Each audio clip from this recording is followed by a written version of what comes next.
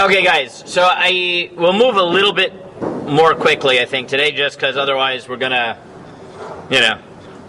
it'll be the weekend, it'll be Yom Kippur, and we will forget what we're in the middle of. So let's, okay. So, Sunday night already. So, yeah, if we want to keep this clear in our mind, we gotta move. Okay. So as we know, we, despite the prohibition, let's assume now the Bavli's position of blowing the shofar and taking the lulav, Gevulin, when it's Shabbos. So the Mishnah tells us that there are distinctions, right, between the Mikdash and not Mikdash, or Gevulin. Okay. So someone want to remind me? You could read the Mishnah here. You could read the parallel on Rosh Hashanah. Whatever you want, right? What is the rules that we're talking about here? Yeah, Barishona, read the Mishnah. In the beginning, you talk about Mikdash Shiva was taken for 7. I'm assuming it means days. Yes. Well, how many days is Sukkot? 7. Very good. Yes, all 7 days. With Medina, Yom Echad. It was only taken for 1 day in the country, in Eretz Yisrael. Shofar Mikdash, anything of Yom Echad, Shofar Lulav Medina Shiva Ziring Mikdash. They would take it only 7. They would take it for 7 days, even in the country, as a remembrance to the Mikdash. Correct. And now the other one, I gave it to you. We've seen it many times, but I put it in 10. But you've seen it before, right? Which is we have the same type of distinction between Mikdash and not Mikdash by shofar, right? If you look back at the Mishnah that we've seen 100 times, the Yom Tov Rosh Hashanah Shechal Yot b'Shabbat.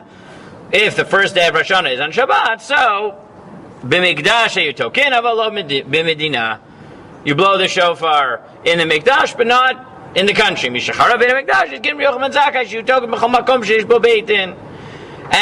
then you get the Rabbi Yochanan Zakkai says that once the Beit HaMikdash is destroyed, you blow the shofar on Shabbat wherever there's a Beit Din. And Amr Rabbi Elazar lo hitkin Rabbi Yochanan Zakkai el b'Yavne bilvad. Rabbi Elazar limits it only to Yavne, to the central court. And Amr lo echad Yavne v'echad kol makom sheish bo Beit Din. Okay, so what I want to try to do is define this term of Mikdash and Gevulin, because there's a problem. Mikdash can mean one of two things in general. It can either mean, yeah, exactly, Pshuto Kemashma'o, the Beit HaMikdash. But what does it sometimes mean? Yerushalayim. Give me, what is the classic case in which the Kedusha of Yerushalayim is expanded to, of the Mikdash rather, is expanded throughout the borders of Yerushalayim? Very good. Is eating of Maser Sheni, eating of Kachim Kalim, right? So let's, I won't take any givens. What is Maser Sheni? Remind me. The second Meiser. Yeah, very good, thanks. What is the Meiser system? The Meiser system is divided into how many years? 7. 6 or 7, both of those would have been acceptable answers. 7th year is Shemitah, so we don't have the normal rules. But 6, right? And really those 6 are subdivided into 3s. So in year 1, in all 6 years, what do you give? The first thing you give is? Before Maser Rishon, you give? Truma, very good. Truma, how much do you give of Truma, and who does it go to? I give the 40th or 60th to the Kohen. So the Truma goes to the Kohen. Biblically, how much Truma do you have to give? Any amount. Any amount. In the language of the Mishnah, Chita achat poteret et hakri. A single grain, a single kernel, exempts the whole thing. Midirabanan, Ezra is correct. The average is a 50th, 2%. If you're stingy, so how much do you give? 60th. And if you are generous, how much do you give? 2.5%, a 40th. Okay? Then, after that, you give Maser Rishon, which is 10% of the remainder. So let's assume 9.8%, which goes to the Levi. Very good. Now, 10% of the remainder. We'll see how good your math is, right? So what's that called? What's the Levi? Maser Rishon. Oh, we still call that. It's called Maser Rishon. And then Then in years 1, 2, 4, and 5 of the Shemitah cycle, you give Maser Sheni. Maser Sheni, what's the halacha? You eat it in Yerushalayim, and if you don't want to bring it to Yerushalayim, you redeem it, bring the money to Yerushalayim, and eat it there. And that you can eat in all of Yerushalayim. Good. And what do you in years 3 and 6? You give Maaser Ani, which goes to. Very good.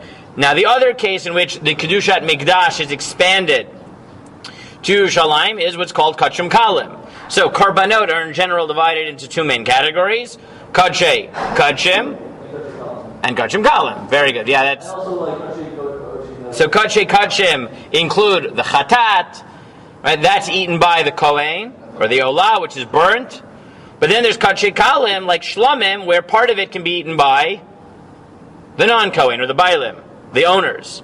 Right? And it can be eaten within the confines of Yerushalayim. So there are several areas of halacha where Mikdash-oriented halachot are expanded to Yerushalayim. So the question we want to know here is, well, when we say Mikdash versus Medina here, where does Yerushalayim fall in that calculus? So, before you even look at the sources, tell me, a priori, what would you say it depends on? Which would you have guessed?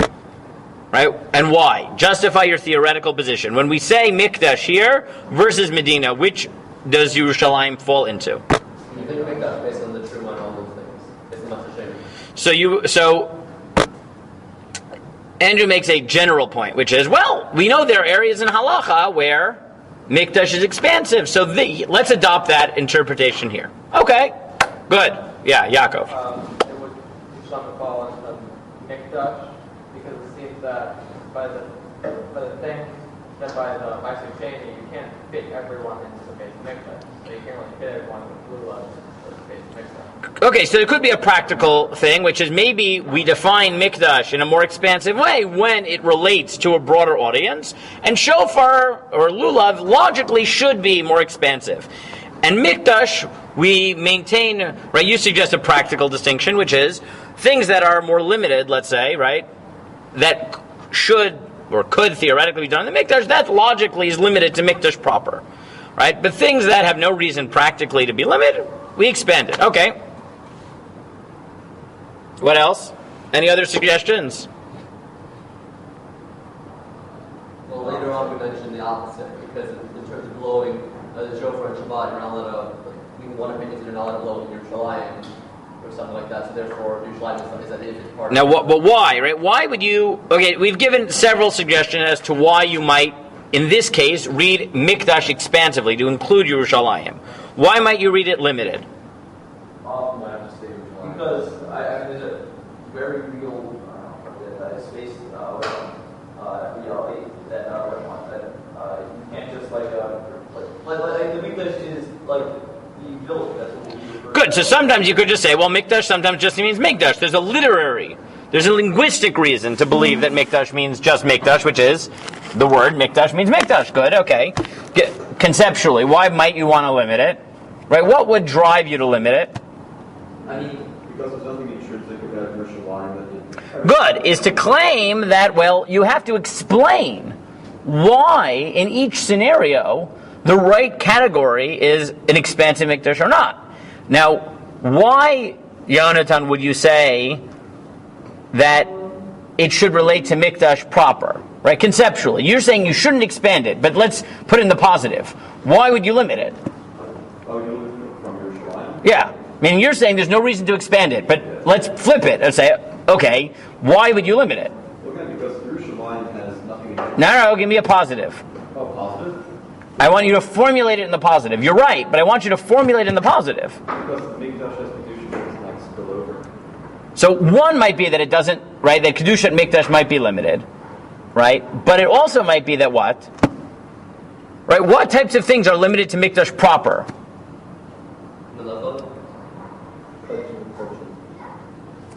Avoda, right? Things that are avoda are limited to Mikdash, right? And if you were to conceptualize shofar blowing as part of the avoda, or taking the lulav as part of the avoda, then you'd be looking conceptually at the more limited interpretation. Now, before we even look at these sources, have we in the past seen sources that might indicate that type of interpretation? yeah, The answer to that is yes. As you know, the answer, if I'm asking the question, the answer is probably yes. I could be tricking you, but I'm not in this case. Yeah, okay, but good.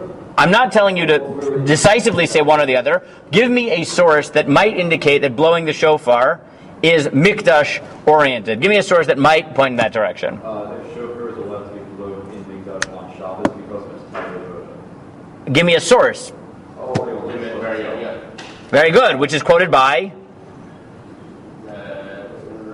the Yerushalmi.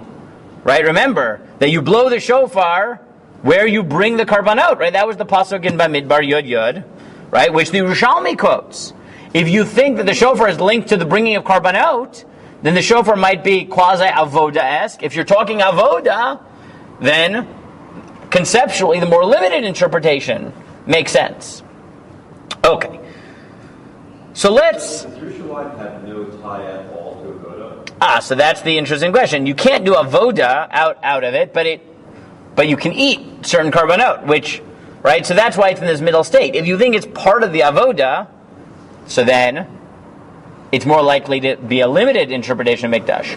But if you think it's about Kedusha, right? Kedusha HaMikdash rather than the Mikdash qua avoda, so the Kedusha HaMikdash spills over. Is that status of Yerushalayim only from its location that the Beit HaMikdash is within Yerushalayim, or is there something special about Yerushalayim itself? I mean, it's the Makom Asher Yivchar, right? The Yerushalayim is defined as Makom Asher Yivchar, but Yerushalayim is both. Meaning, there are areas in Halacha where Kedusha Yerushalayim seems to be a spillover from the Mikdash, and times in which Yerushalayim seems to be Kadosh in and of itself. Where would that come from? Where would the in of itself come from? From its definition as Makom Asher Yivchar Hashem, right? So, what does that mean? Meaning the fact that the Torah defines the city that God will choose, right?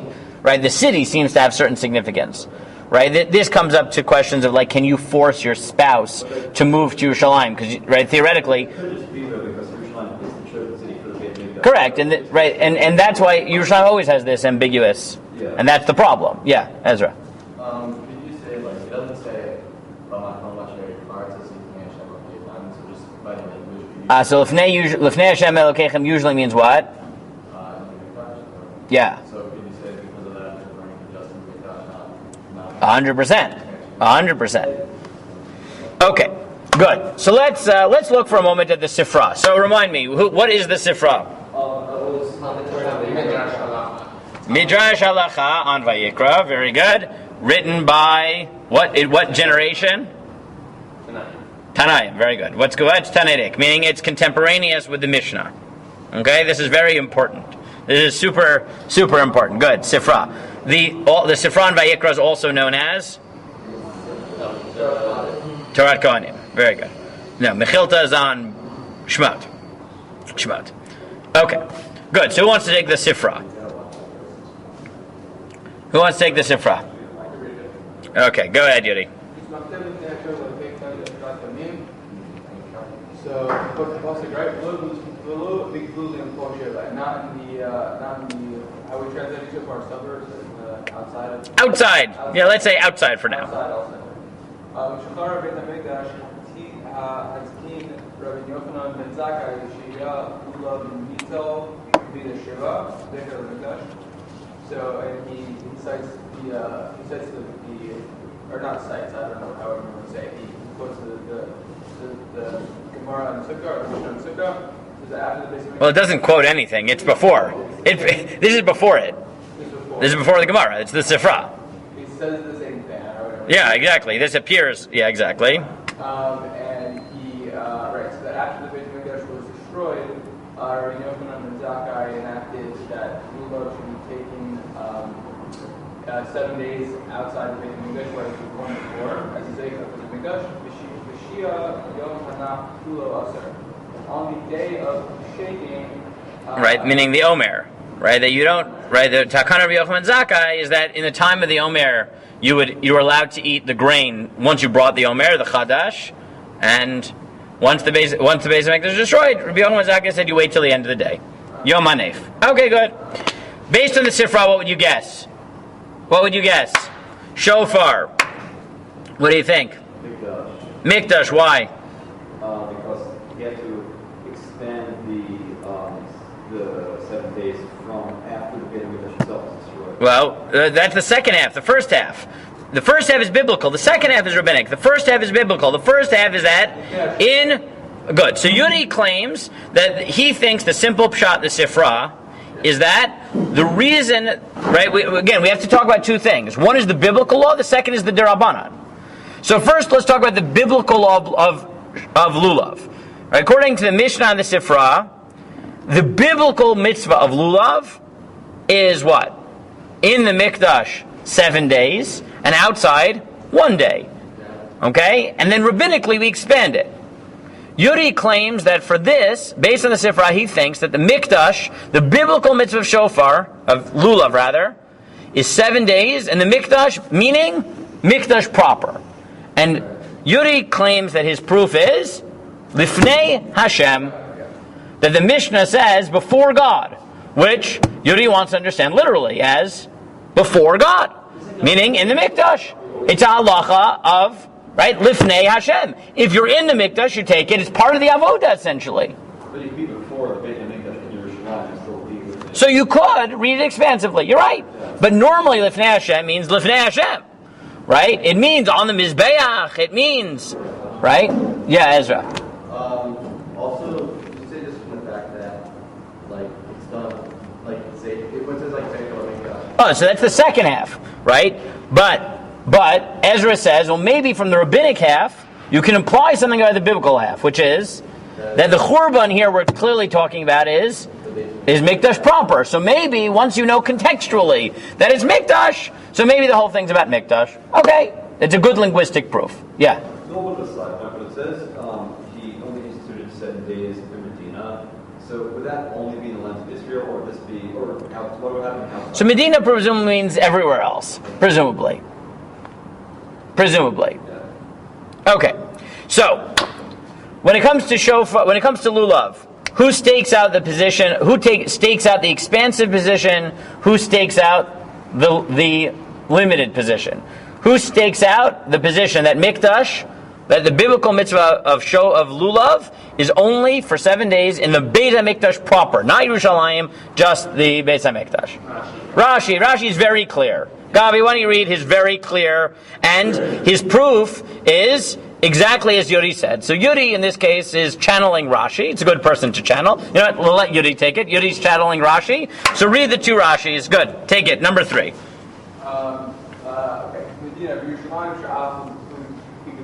Right, Rashi says very clearly, when we say Medina here, we mean even Yerushalayim, which for these purposes is outside of the relevant area. What's his proof? Yep. Which Yuri just read, right? This remember I just said that Sifra on Vayikra is called Torah. Its nickname is Torah Kohanim. Yeah.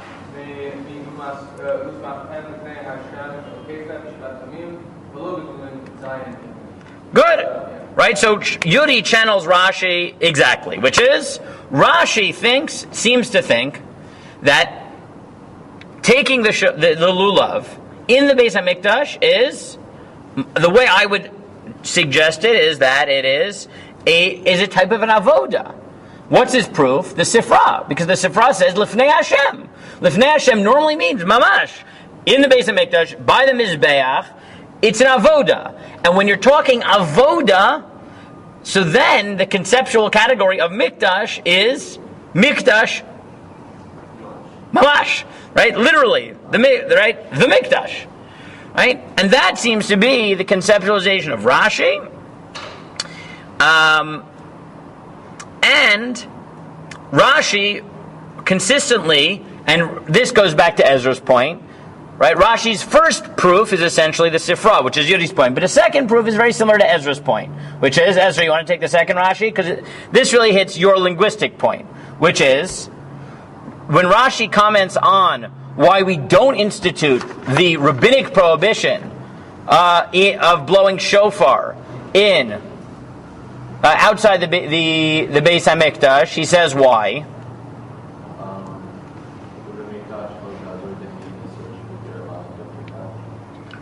Right? So he says we don't forbid blowing the shofar in the Mikdash. Why? Because it's only Asr Midrabanan, what we call a Shvut.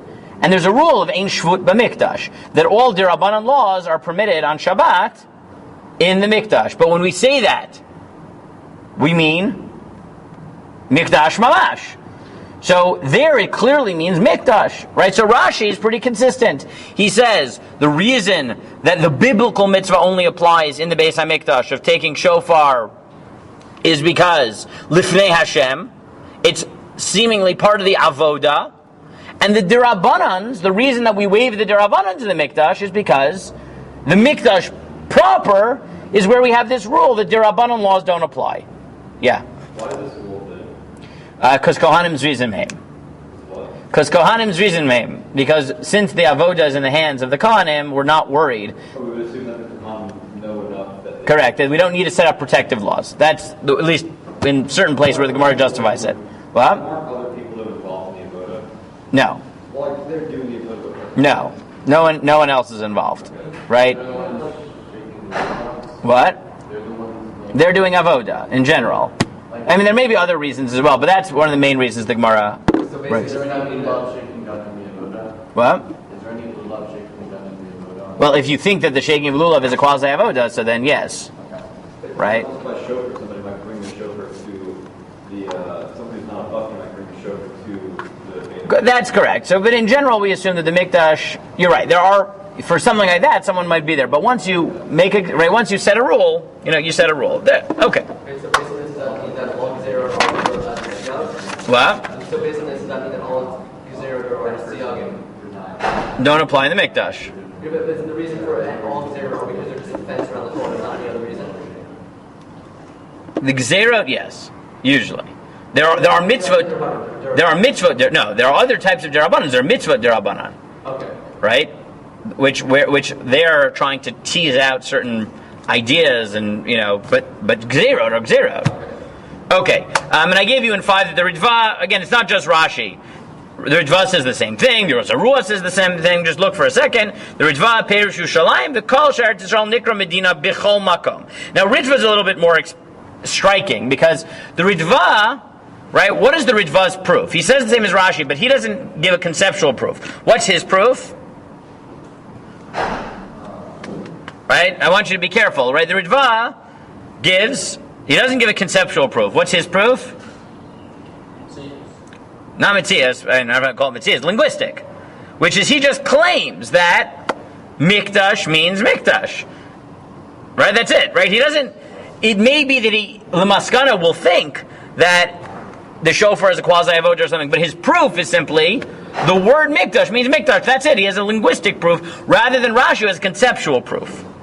Yeah. Yonatan and Ezra, yeah. This is like a tangent, but like, why is the status of the Kofi that he pressed everything? That is a tangent. It's a very big tangent. Yes. So we're not going to do it in this second. That will take us far afield. Yeah. Why is it more difficult to, this is a more general question, but I feel like this is the question I should have asked a couple of weeks ago, but why is it any more difficult to ensure that people know not to blow / shake lulav on Shabbos than it is to make sure that people are not sharing on Shabbos?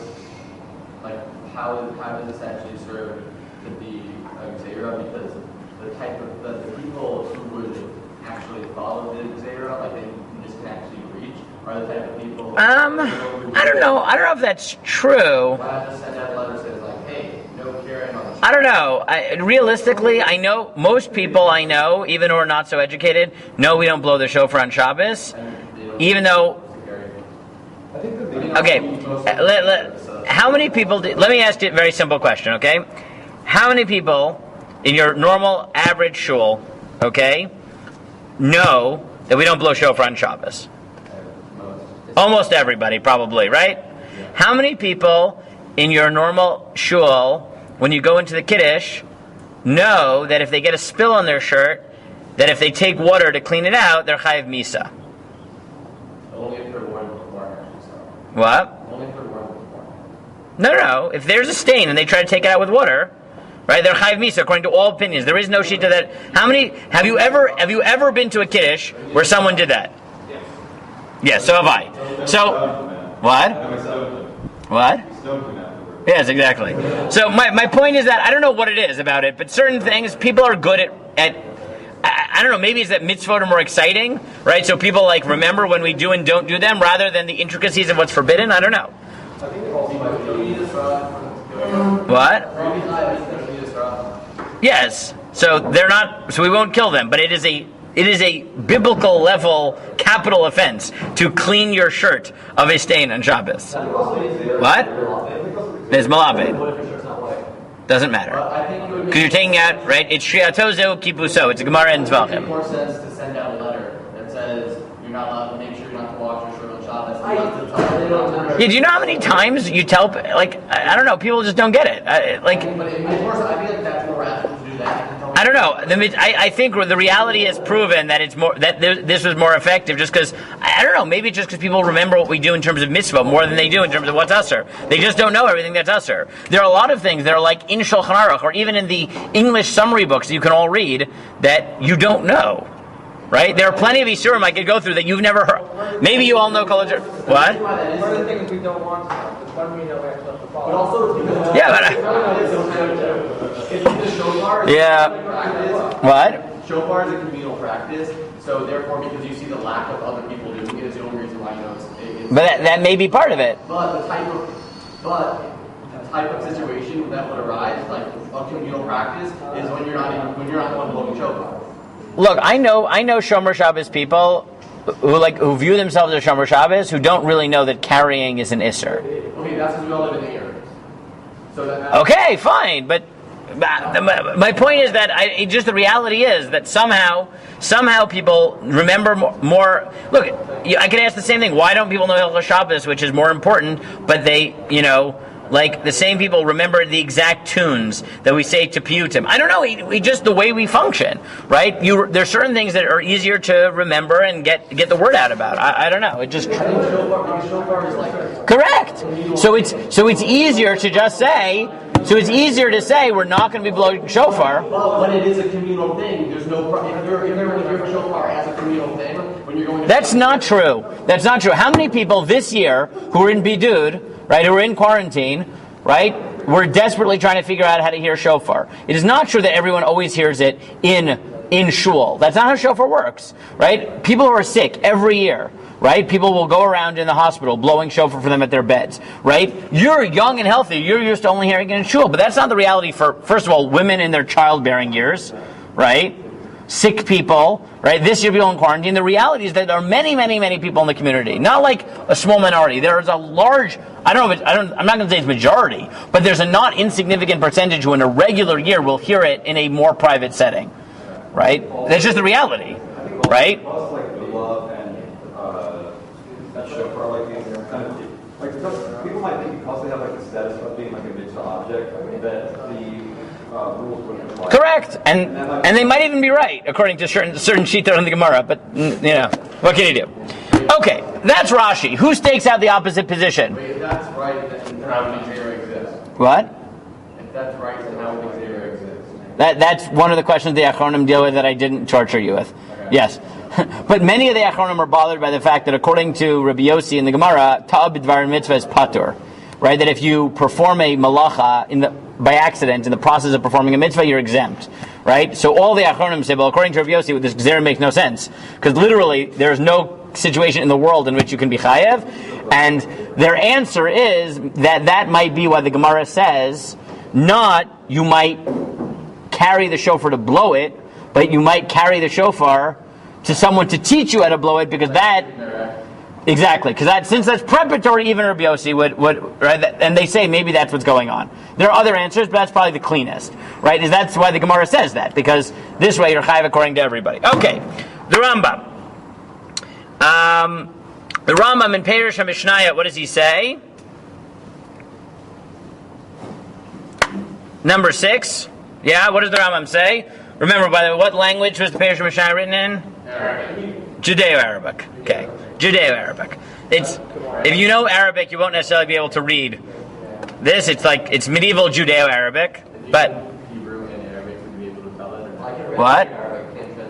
It's like No, Arabic or in Hebrew? Judeo-Arabic. If you want to know if you need to translate it from the Arabic, you have to ask someone who knows Judeo-Arabic.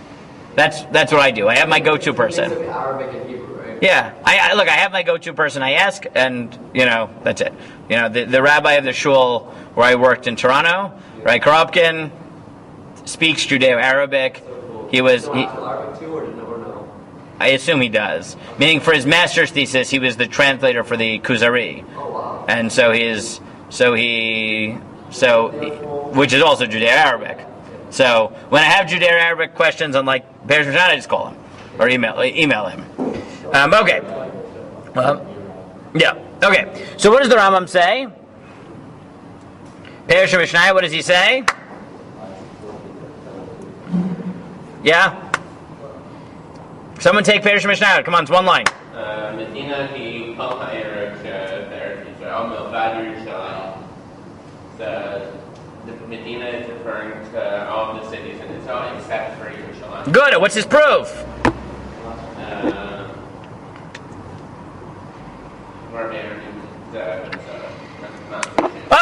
Right. You don't even have to know what he's saying to know that. What's his proof? Meiser Sheni is that there are quasi Mikdash Kedusha issues where the definition of Mikdash, the Kedusha, spills over in Yerushalayim. So the Rambam in Be'er Shemeshana stakes out the position, unlike Rashi, that Yerushalayim is included in. very good. And unlike Rashi, who seems to say it is based on avoda, what is right? Why is right? He's basing it more on either recognizing that in certain circumstances Mikdash is more expansive, or he thinks it's based on Kedusha, not Avoda. And Kedusha Yerushalayim in certain areas of Halacha partakes of Kedusha Mikdash. The prime example being Meiser Sheni. Very good. Is there anyone who stakes out the claim that Mikdash is purely expensive? Is always expansive? No. There are obviously cases where it's limited to Mikdash. Obviously. Yeah. Right, meaning Kadshe, right, when it comes to the Shechita of Kadshim, it's not just in the Mikdash. Kadshim is only Batsafon. It has to be in the northern half, right? Like, it's clearly not expansive Yerushalayim. We're talking about northern half, southern half, going out of the doors, right? It's very, very much Yerushalayim proper. Yeah, Ezra. Is the Kedusha of Yerushalayim that eventually exists, like just the extension of the Beit HaMikdash? Yes. So does that mean but is it like from the middle, I know the Very good. Is it from the big? So this is a very important sugya. Is it from the Beis Hamikdash? In which case, nowadays Yerushalayim loses kedusha, or is it from the right? Or is it from the Shechina? Right. Very good. And that's why, according to the Rambam, it's from the Shechina, and so Yerushalayim maintains its kedusha. anymore? No, it is. In whatever sense that means. I don't know what that means, but It's rather that it's from the Beit HaMikdash, not necessarily the Beit HaMikdash. it's not the building. It's the makom. It's the makom hamikdash, right? Because that's where whatever that means. Okay, good. So that is the two positions that you have. Okay. Now, when we then move into the Rambam and the Mishnah Torah, both for the Doraisa and for the Darabanan, things get a lot murkier than they did in the Parish of Mishnayos. Okay. Now, I know some of you read the Rishimos. I don't know if we'll have time to read all of it, but let's at least read let's read these two Rambams, okay? And then if we say the Rab's position outside, great. Okay, I don't need to read it inside, but you have it. Let's read the Rambams, okay? Who wants to take the first Rambam? Now, both of these Rambams are from Hilchos Shofar Lulav. Okay, who wants to take the first one here, which is Perek Zayin about Lulav? Yaakov. This was Lulav, not to be over Shofar, Lulav, Lord, Full Makram, Full Zman, and any place in time, Akil B'Shab, Susan Shab. Number 7, Shandi Yom Harishan, take it from this day. So Mikdash Lulav, the Mikdash Shalom, most of the full Yom Bayom, they take it every day. Also, there's the Fox. Number 6, Okay, very good. So stop there for a minute. On the biblical question, where is there a mitzvah biblically to take the shofar for 7 days? The Rambam and Mishnah Torah paskins like who? Like himself in the Parish of Mishnah, or like Rashi? No, like Rashi. Like Rashi. Mikdash livado. And this is what several of the Achronim point out, is that, why does he say livado? Because he changed his mind. Right? The Perush of Mishnayot, he took the expansive interpretation, and in the Mishnah Torah he changed his mind, and therefore he added a very important word, livado. Only Mikdash. Now this happens. The Rambam does change his mind between the Perush and Mishnayot. It makes sense. When did the Rambam write the Perush and Mishnayot? Early. First thing. What? That was on the first thing. Second. No. Second thing. First When did he finished it in his mid-20s, okay? So it is possible that the positions you hold now, you will not hold when you are in 30 years from now. It is possible. Theoretically. Okay? It is theoretically a possibility. Okay? And that's okay. The Rambam does change his mind, right? That he wrote the Perush Mishnayos as a teenager. Okay? Right? Teenager, young 20s. Yes, all of you should be feeling inferior right now. I know I do. Right? It's okay to be inferior to the Rambam is not it's not so bad. Yeah, I'm done. Is this really changing? Is he really changing his mind here? 100%. Well, see, I mean, it just sounds like he's specifying for this specific thing. Yeah, but he said the opposite in the Perush Mishnayos. Oh, okay. Right? Okay, that's the biblicals. He just flips. Okay, he changes his mind. You could try to read it otherwise, but it sounds very much like, I agree with the Mefarshim who say livado, it means he's making it very clear, like Rashi, exactly, and he quotes the Sifra, just like Rashi does.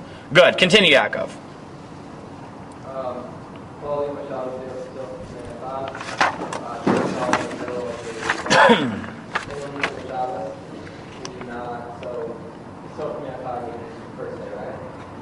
Well, yeah, when it falls out, yeah.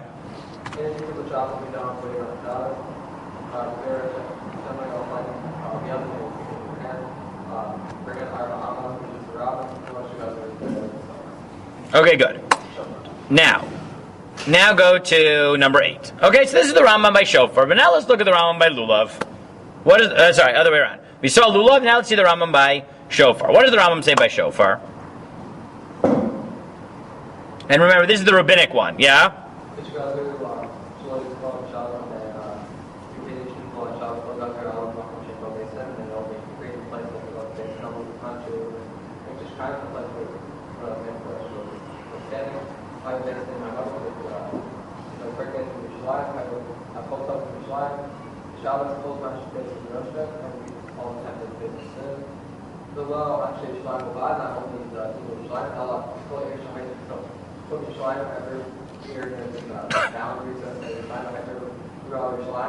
And they were able to see the line.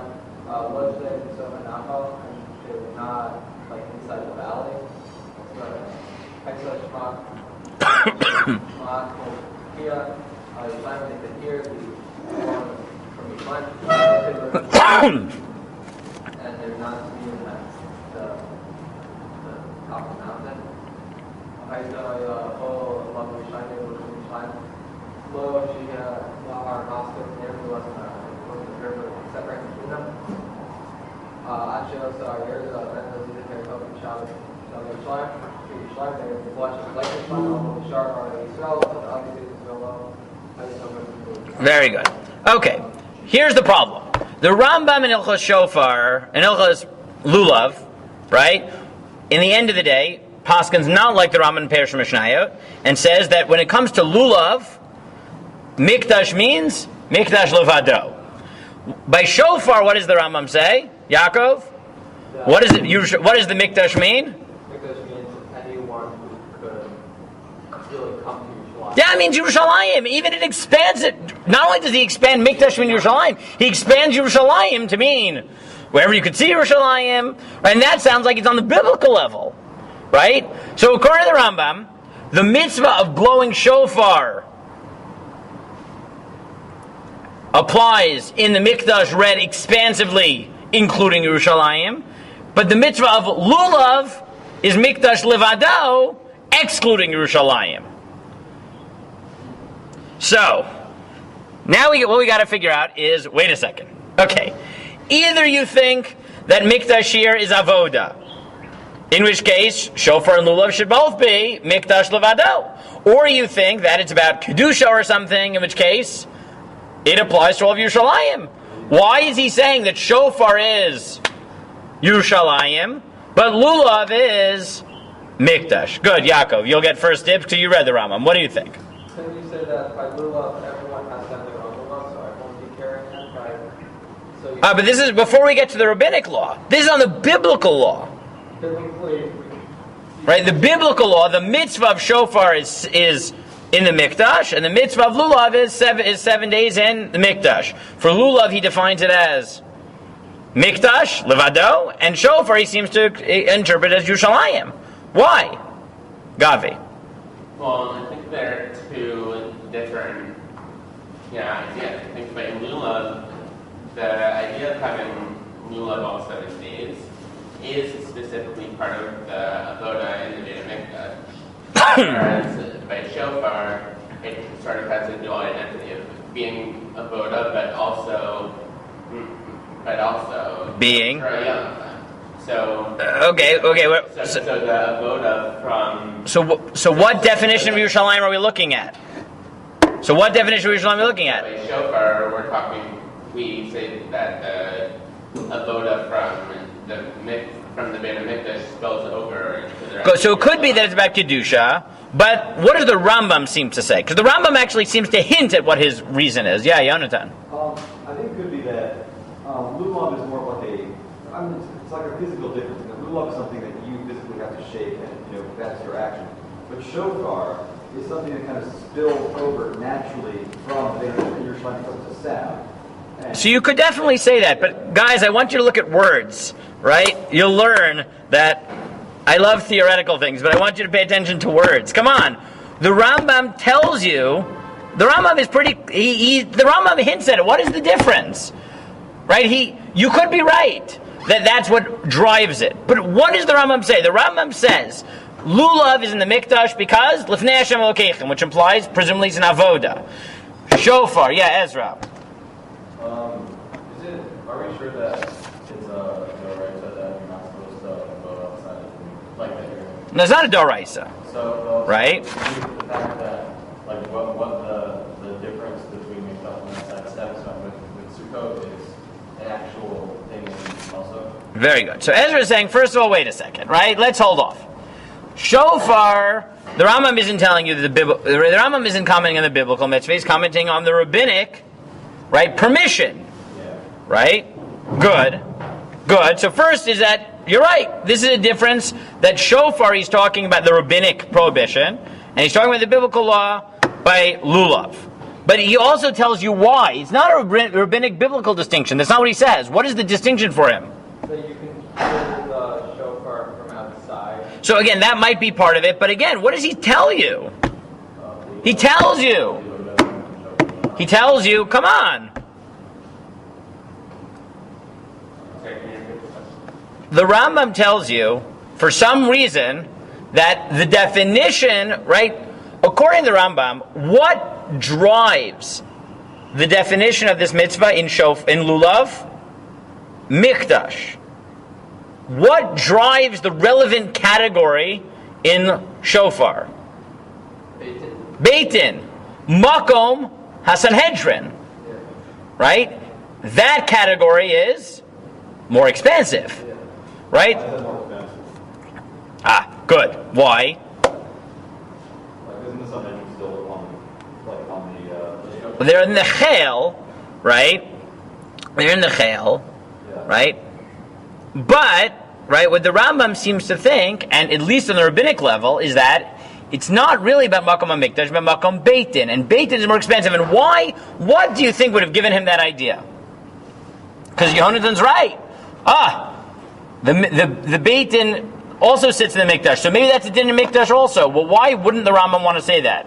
What's his very good proof that it's a din in the city and not a din in the Mikdash? Very good. The Gzeras afterwards expand at least to Yavneh or to every place of the Beis Din, which tells you it's not Mikdash. It's Beis Din. And if it's Beis Din, of course, the relevant category is in Mikdash per se. What? In a Chanami. But if you think that the Zeichel HaMikdash is patterned, right? If you think that you would pattern the Derabanan after the biblical law, So if you pattern it wherever there's a Sanhedrin, or there's ever a Beit Din, that might tell you something about the biblical law, that the category here is not Makom HaMikdash, but Makom HaBeit Din. And then it's more expansive, yeah. But it doesn't necessarily have to be, the institution later of the Makom being Beit Din doesn't necessarily have to be that it was Beit Din all the way back. I mean, after the Beit HaMikdash... Correct. It could be that only the Dirabanan is patterned on Beit Din. It could be. You're right. But therefore, right, there's no denying there's a distinction between the way the Rambam presents the definition of Mikdash for the purpose of Shofar and Lulav. You're right. One is Daraisa, one is Dirabanan. And it may be that on a biblical level it's not true. You're right.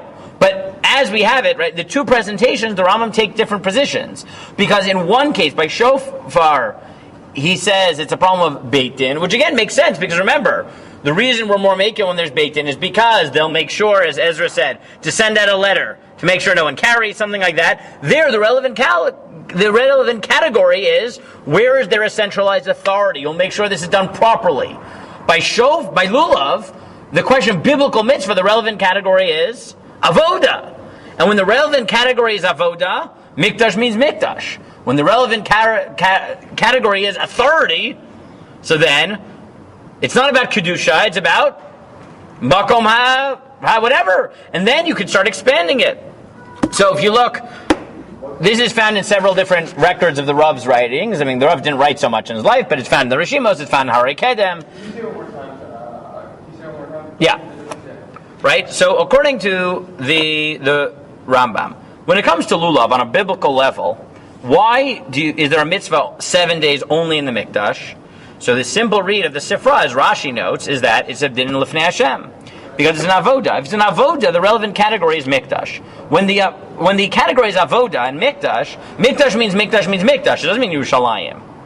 But when it comes to the dirabanan of where are we going to waive the prohibition to blow the shofar, so there we say, well, if it's left up to the laity, so we can't trust you to not carry. But if there's a Sanhedrin, there's an authority, right? So then we can trust that they'll take care of it, they'll make sure it's done properly.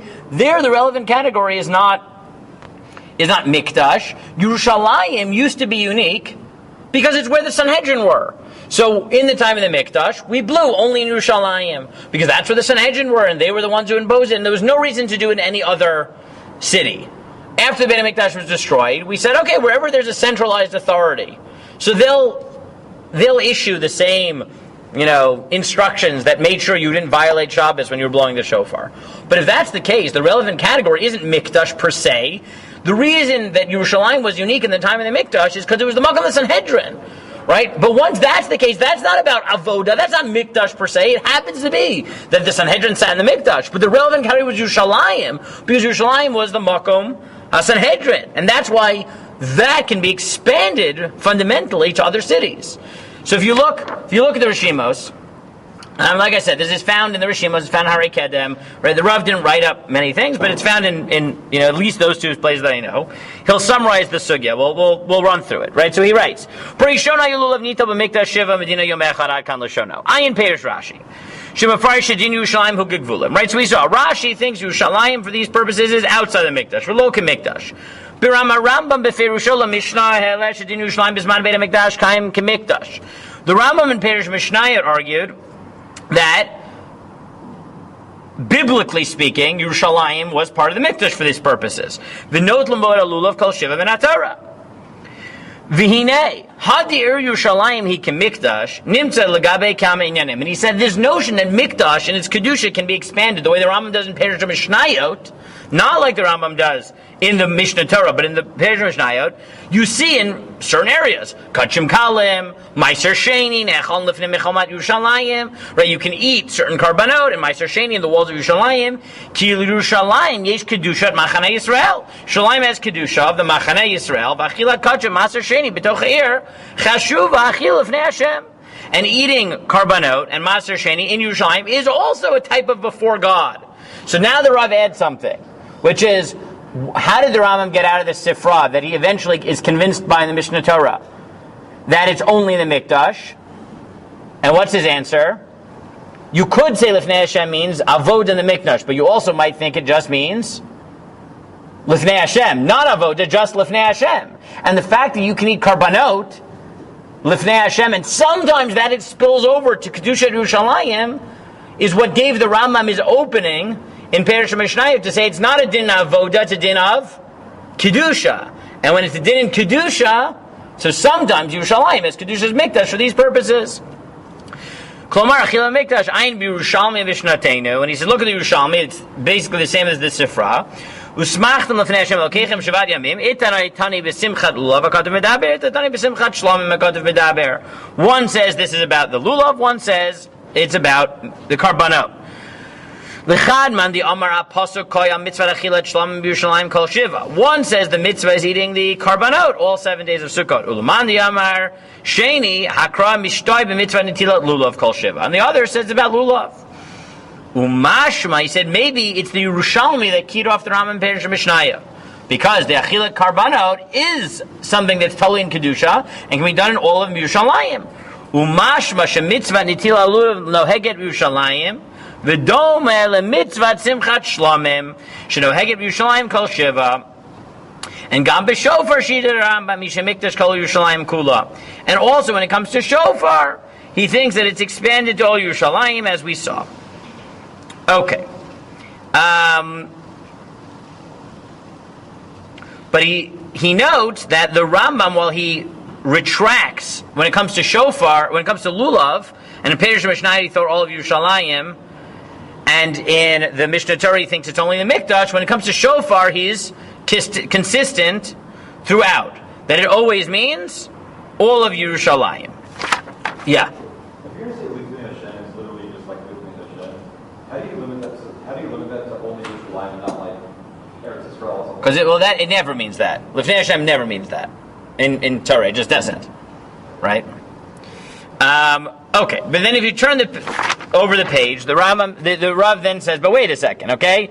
I won't read the whole thing. He says, but there does seem to be a so when you read the Rambam carefully, there seems to be no problem. So look at the third line after you quote the Rambam. Lefia Rambam, heter atkiya b'Shabbat b'zman shebeit hamikdash kayam eino toli b'kiyu mitzvat shofar miyuchedet b'Yerushalayim ela b'yeshivat habeit den agadol be'ir. The reason the Rambam, at the end of the day, thinks that shofar was always Yerushalayim and never at Avamina that it was only Mikdash is because the Rambam thinks it isn't about Mikdash, it's about Beit Din. The whole Yerushalayim nechshevet kemoshavam shel Beit Din Agadol. Since Yerushalayim is where they sit, mishum gach mutar l'tkoa b'chol yer b'Shabbat. The Rashi, but according to Rashi, now he says, according to Rashi, why is even on the Dirabanan level blowing the shofar only Mikdash? Because remember, the Rambam and even the Maskana, the Rambam and Rashi argue about this on the Dirabanan, right? So let's chazer this one more time. On the Dirabanan, the Rambam says, where are you allowed to blow shofar? All of Yerushalayim. The Rambam's consistent about that. Rashi says, where are you allowed to blow shofar? Even in the Dirabanan? Mikdash. Why? Because the Rambam thinks, what's the heter? Sanhedrin. Rambam. Rashi says it's what's the heter derabanan to blow shofar? Ein shvut b'mikdash. That there aren't rabbinic laws imposed in the mikdash. So for Rashi, on the derabanan, the heter is limited to mikdash because of the unique heter that comes from ein shvut b'mikdash. According to the Rambam, the heter comes from Sanhedrin, and if it's about Sanhedrin, so then it can be kol ha'ir. Yeah, Adam. If there were no Durabanans in the case of Mikdash, What? if there were no Durabanans in the case of Mikdash, did they do any Kurbanos for Hanukkah? Or they just did No, ain't shvut b'mikdash. There's no Isser derabanan. And no, there are no karbanon on Hanukkah. I mean, no normal, no like special karbanon on Hanukkah. How does it operate Meaning for Rashi, on the derabanan, right? First we had the biblical question. Now we have the rabbinic question, right? On the biblical question, Rashi and the Rambam in the end both agree that it's avoda, it's only the Beis HaMikdash. In the Perish Mishnayot, the Rambam thought on the biblical level, shofar isn't a din of avoda, it's a din of Lifnei Hashem, which could be expansive. Okay? Then there's the Dirabanan question. Where do we allow you to blow the shofar on Shabbos? Rashi says only the Mikdash proper. Why? Because he thinks what's allowing you to blow the shofar is the special rule of Ein Shvut B'Mikdash, that we don't impose rabbinic prohibitions of Shabbos in the Mikdash, and that is obviously only the Mikdash, right? But Rambam thinks the reason you're allowed to blow shofar on Shabbos is because we never impose the Isser b'makom Sanhedrin, and if it's about the Sanhedrin, then it's not a din in Mikdash; it's a din in Yerushalayim. In terms of the piece I'm hearing in Yerushalayim, was it blown inside, meaning anywhere? Anywhere in Yerushalayim. Anywhere in Yerushalayim. Meaning not like it was blown in the Mikdash that you can hear. No, it could be anywhere. Yeah. Now, according to Rashi, guys. Now, according to Rashi, why might you think that that's the Dirabanan? But on a Daraisa level, why would you say blow shofar only in the Mikdash? There might be another reason to Rashi, which is what Gavi started with, which is, well, both, right? But primarily Daraisa. But why the Dirabanan might be modeled the way it is, which is shofar is also a quasi avoda, right? Because of Bamidbar Yud Yud. And if it's a quasi avoda, you could say that the reason, what Rashi's really getting at is, Ein Shvut B'Mikdash is a rule in the Mikdash. Why? To enable avoda. And maybe the reason that Rashi says we only do it in the Mikdash is not just because it's a technicality that Ein Shvut B'Mikdash, but Ein Shvut B'Mikdash tells you that you don't impose derabanans on avodot. And it's an avoda, or at least a quasi avoda, because of Bamidbar Yud Yud. And therefore, Yerushalayim means Yerushalayim. Now, okay. Let me just make a few points here, okay? I don't think we're going to get to this here, but I want to note that if you look at Rashi in Rosh Hashanah, Rashi in Rosh Hashanah really complicates everything, okay? Because Rashi in Rosh Hashanah, look at his line, look at his phrase, Avalo b'Medina. What does he say? Lo v'Yerushalayim, v'lo b'Gevulin. What's weird about that? Very good, yeah. So Rashi confuses me here, because in Sukkah, Rashi's very clear, which is, why do you not take the lulav or the shofar? Why don't you do that outside the Mikdash? Because Yerushalayim is also Gevulin.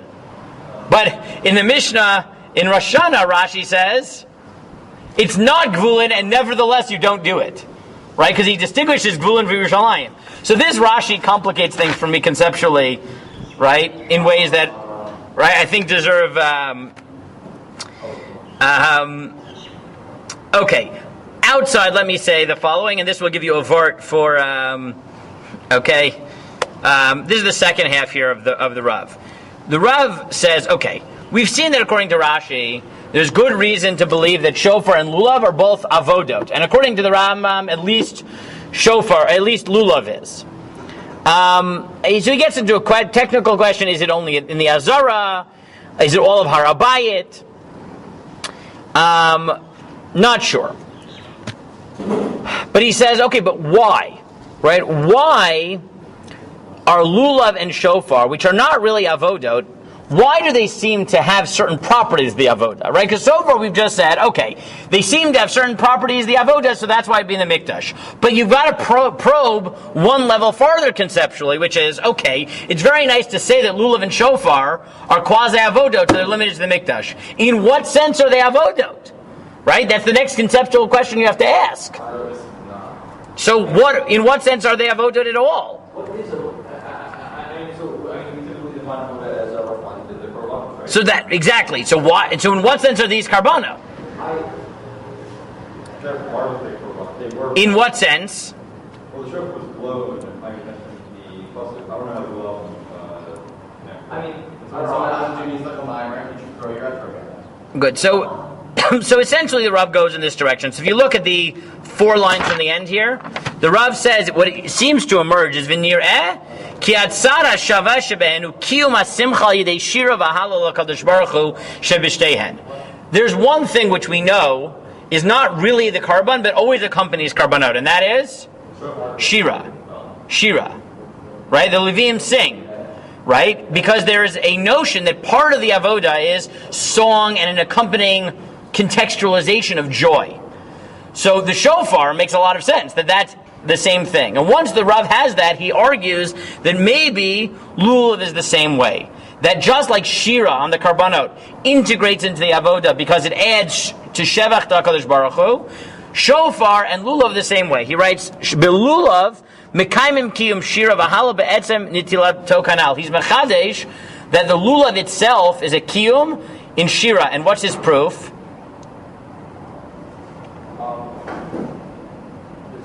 So he's or if you had to give a proof, he doesn't say this, but what would the proof be? His proof is simply that what word do we use to describe taking the lulav? Usmachdem. Also usmachdem, right? To rejoice, which makes it sound like it integrates into that experience. I would have said that the proof is that how do we, right, halachically, when do we take the lulav? Hallel, right? So you see that Chazal clearly thought that lulav integrated into Hallel because we take it as part of Hallel. We shake it as part of Hallel. That's from the Mishnah already. So that, I think, is a good proof that lulav in Chazal's conceptualization is a form of shira and Hallel, and once it's a form of shira and Hallel, so you can say, why would you think that lulav and shofar are a type of an avoda and therefore they'd be in the Mikdash? Because we know that shira of the Leviim integrates into the karbanot and is a quasi avoda. Shofar seems to be that way, and once I know that lulav is connected according to Chazal to Hallel, so it seems to be that that's what it does also, and that's the petach to say that it's a quasi avoda. That's the Rav's suggestion with my addition. Like I said, we don't have time to deal with this Rashi problem. The Rashi problem is really weird to me.